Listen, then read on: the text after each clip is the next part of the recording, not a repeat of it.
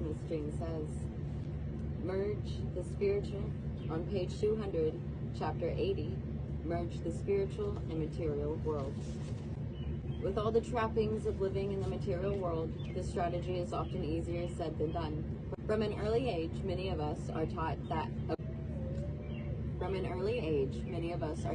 acquiring things, searching out exciting experiences, and collecting achievements will make us happy. And while there is certainly nothing wrong with any of these things, they can be an enriching part of life. It's important to know that ultimately none of them, in and of themselves, will make you happy.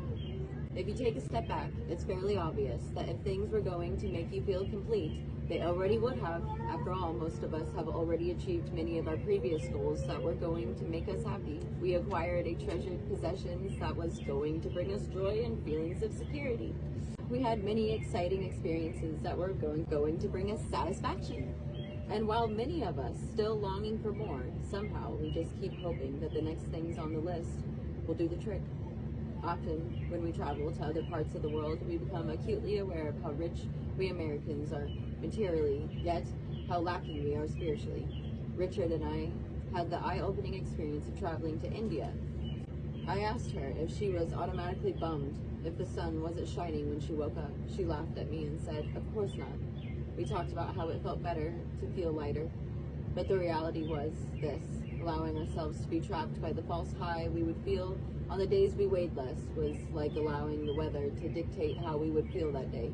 It's all right to care about how you look, and it certainly is a good idea to take care of your health by eating right and squeezing in time for exercise. It is, however, self-defeating and obsessive to step on a scale every day.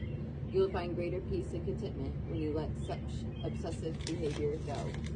When I was trying to gain weight after unintentional weight loss due to health crisis, really, she made no suggestions to how I should stop losing weight and how I should start gaining weight, but then told me that I could come up to her office every week to see how much I weigh for the next 6 weeks. And if they see a drastic change of either losing weight or gaining weight, she would then refer me for the testing I needed. And I was like, wait, so I have to prove to you that my weight changes regularly in order for you to give me the testing that would just prove why I'm having the symptom. I had to prove I was having the symptoms in the first place. And that was frustrating. And I thought, I don't want to become so obsessive that I'm, trying to prove I have health issues to a doctor by trying to gain weight, step on the scale every week, and then if I don't gain the weight, and with no suggestions on how to either, like no suggestions on how to improve my stomach issues, the diarrhea, the puking, the constipation, like the back and forth, like the wide variety of symptoms and the switch up. And is there a food that's triggering this? And is medication making it worse? And why is it happening? No suggestion this doctor had.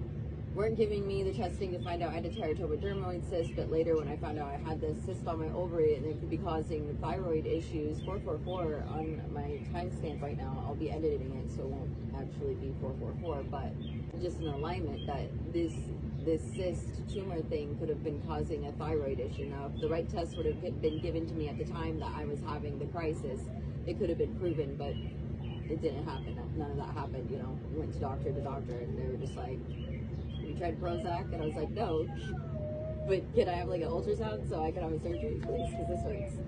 I've lost a significant amount of weight when my cheeks are full, I'm plump. When my cheeks are in, I'm stressed and anxious and can't eat.